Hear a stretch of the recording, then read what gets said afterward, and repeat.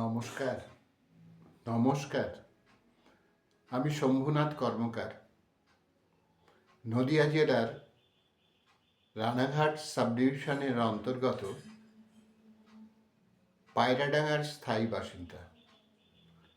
আমি মূলত একজন কবি এবং সাহিত্যিক প্রাবন্ধিক।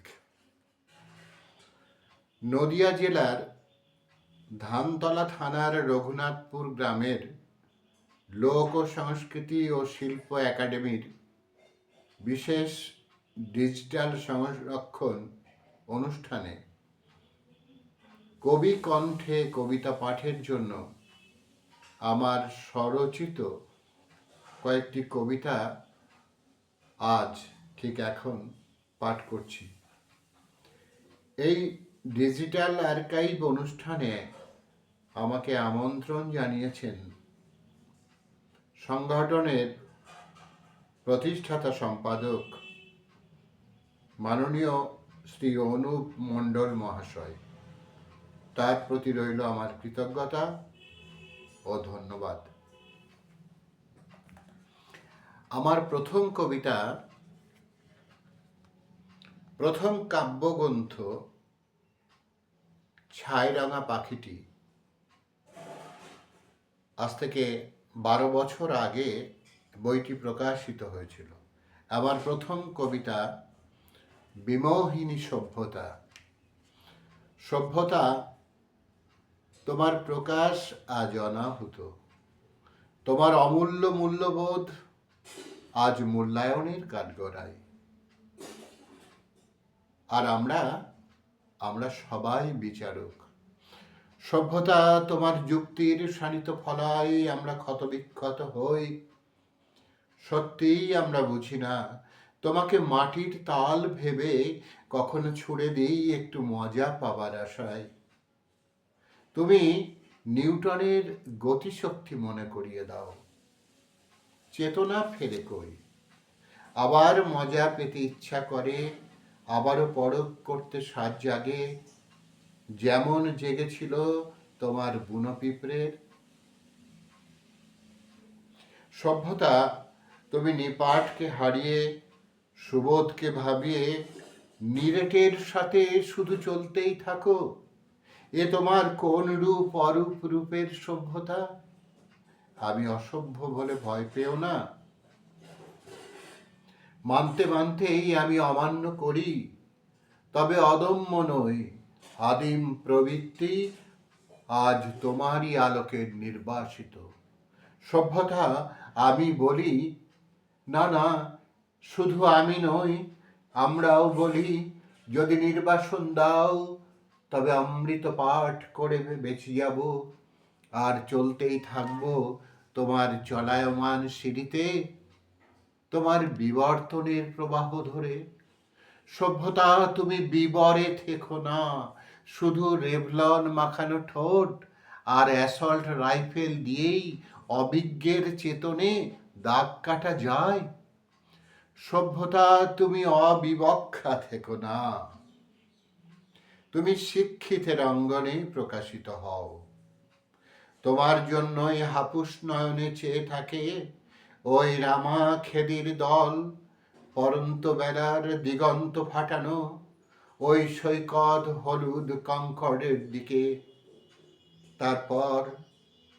তারপর যেদিন থমকে যাব, সেদিন আমরা জীবনমুখী চলার কুশীলবেরা বলতে থাকব, এই বেশ ভালো আছি।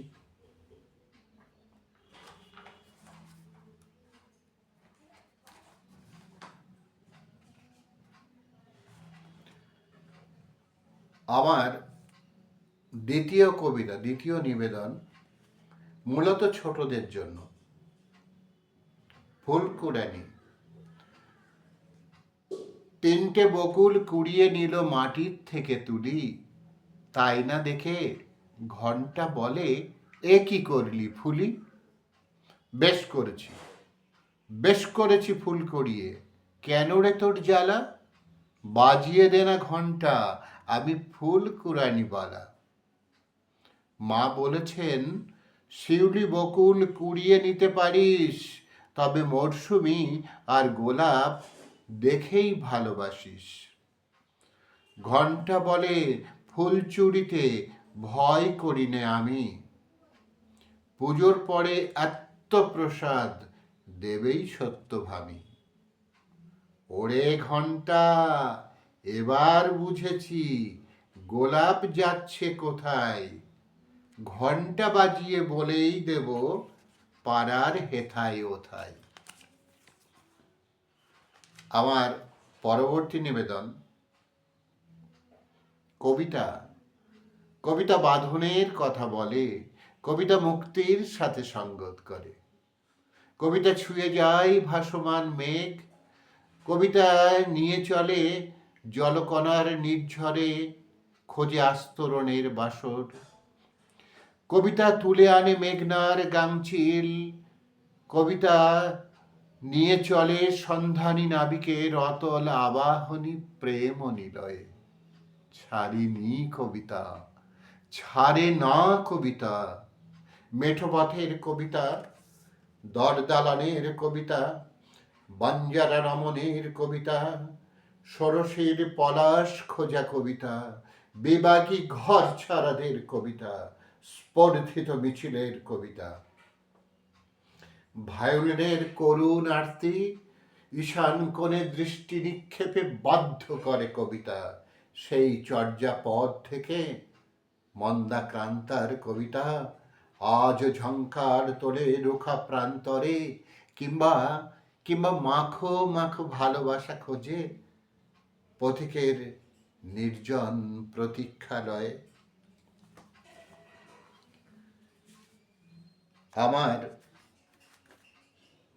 আমার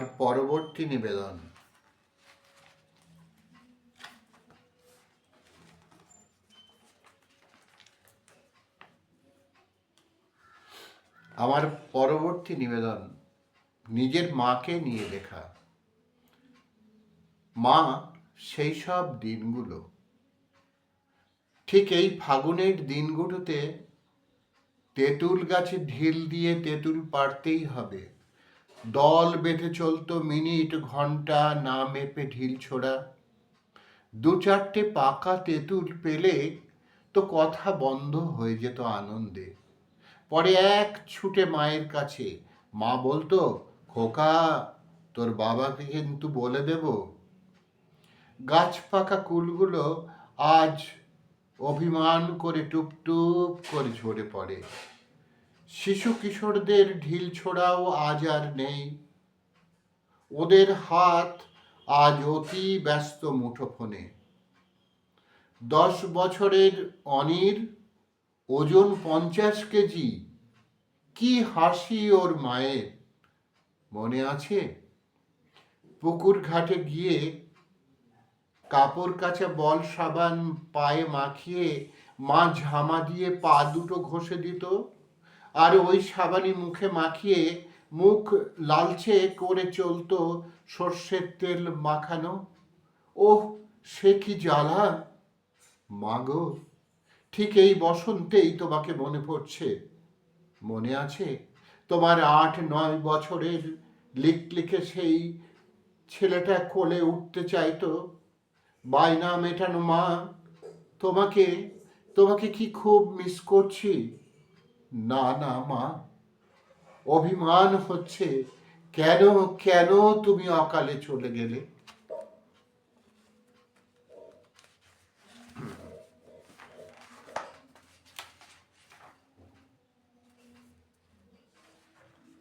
আমার পরের কবিতা ফোরালো আশা।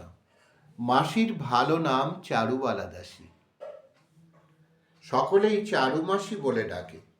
মাসি রোজ ঠাকুর দালানে বসে দিনের পুজো আচ্চা সারা হলে বারান্দায় চলে আসে। 4 ঘন্টা ঠায় বসে একটা আপ ট্রেন আর একটা ডাউন ট্রেন দেখে।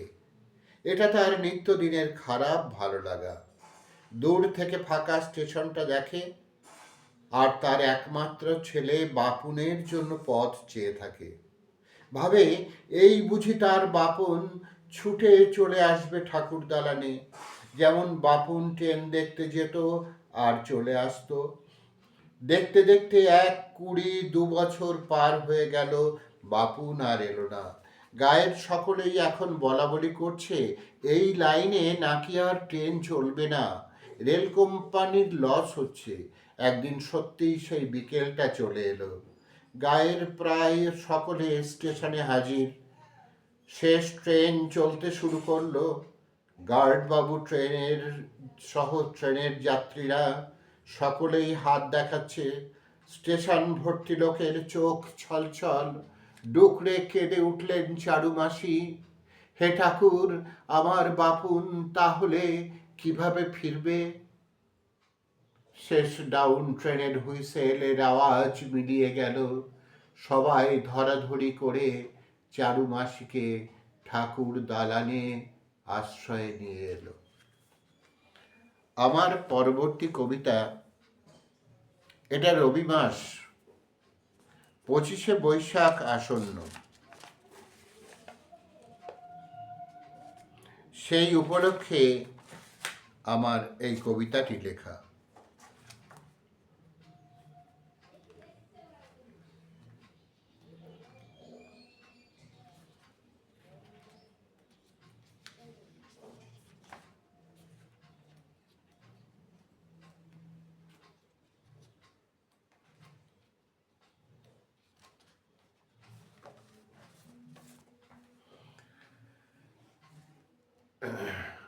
25শে বৈশাখ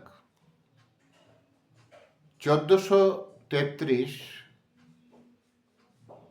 এবছর বিশ্বকবি রবীন্দ্রনাথ ঠাকুরের 166তম জন্মদিবস। রবি ঠাকুর, আজও বৈশাখের নির্মল প্রভাতে তোমাকে প্রণতি নিবেদন করছি আমরা সপরিবারে। প্রতি বছরই এই দিনে মনে হয় তোমার আয়ু কেন 1000 বছর হলো না। প্রথম তোমার কিরণে জগৎ মাঝার উদ্ভাসিত হয়েছিল 25শে বৈশাখ 1268 বঙ্গাব্দ। সেদিন কলকাতার জোড়াসাঁকোর ঠাকুর বাড়ি পেয়েছিল এক উজ্জ্বল হীরকখণ্ড। বিরাট পরিবারে তোমার আগমন। তুমি ছিলে পিতামাতার 14তম সন্তান। মায়ের নজর ছিল, কিন্তু বাবা ছিলেন ভ্রমণ পিপাসু। পণ্ডিত ঈশ্বরচন্দ্র বিদ্যাসাগরের বর্ণ পরিচয়ের মাধ্যমেই তোমার হাতে খড়ি, কাগজ কলম। প্রথম কবিতা প্রকাশ তোমার 6 বছর বয়সে। বিদ্যালয়ের গণ্ডির মাঝে ঢুকে শিক্ষা লাভ তোমার পছন্দ ছিল না। তোমার একরাশ মুগ্ধতা নিয়ে শিক্ষা শুরু প্রকৃতির সান্নিধ্যে এবং বাড়ির বিপুল গ্রন্থের সংগ্রহশালায়। সেই ছোট্ট বয়স থেকেই তোমার এগিয়ে চলা। শুধু বাংলা, ভারতবর্ষ নয়, সারা বিশ্বব্যাপী পেল এক অমূল্য রতন। আজ থেকে 10,000 বছর পরও বাংলার কোনো এক কপতি যুগল এই প্রভাতেই বলবে, তুমি ছিলে, তুমি আছো, তুমি থাকবে। আমার পরবর্তী নিবেদন সমন্বয় সাহিত্য পত্রিকায় প্রকাশিত কবিতা। তিনি আমার মাসি। মাসির নাম রুষা দুর্লভ। বয়স বলেন 4-20 কবেই পার করেছি রে বাবা। অন্তত 20 বছর তার আকাশতলির 3 ফুট বাই 2 ফুট দখলে নির্দিষ্ট স্থানে প্রতিদিন শাক লতা পাতা বিক্রি করেন। আর ডাকটা বড় আন্তরিক। বলেন, এ খোকা, আজ কি নিবি? দেশি কলমি, নোটে শাক, থানকুনি, কচুরলতি, কুমড়োর ডগা, লাউ ডগা, কি নিবি বল? বিনা দরকারেও মাসির শাক পাতার এক নিয়মিত খদ্দের। না, আমি তাকে দয়া দেখাচ্ছি না, কর্নিশ করছি। বাজারে প্রায় 10-12 দিন মাসিকে দেখিনি। তারপর একদিন দেখে জিজ্ঞাসা করলাম, মাসি, তোমার কি শরীর খারাপ হয়েছিল? বলল, না রে খোকা, না, আমার নাতবউ পোয়াতি ছিল, তাই একটু দেখতে হইল। তুমি বুঝি ছেলে নাত বউয়ের কাছেই থাকো? ওরে ছাড় দিকিনি এসব কথা। কেউ আমারে খেতে দেয় না, বারান্দায় একটু শুতি দেয়। আমি যে কদিন পাইব কড়িকম্মি খাবো, তারপর চলি যাব। সেদিন এক ব্যাগ শাক পাতা আর এক বুক খারাপ লাগা নিয়ে ফিরে এলাম। নমস্কার, সবাই ভালো থাকুন।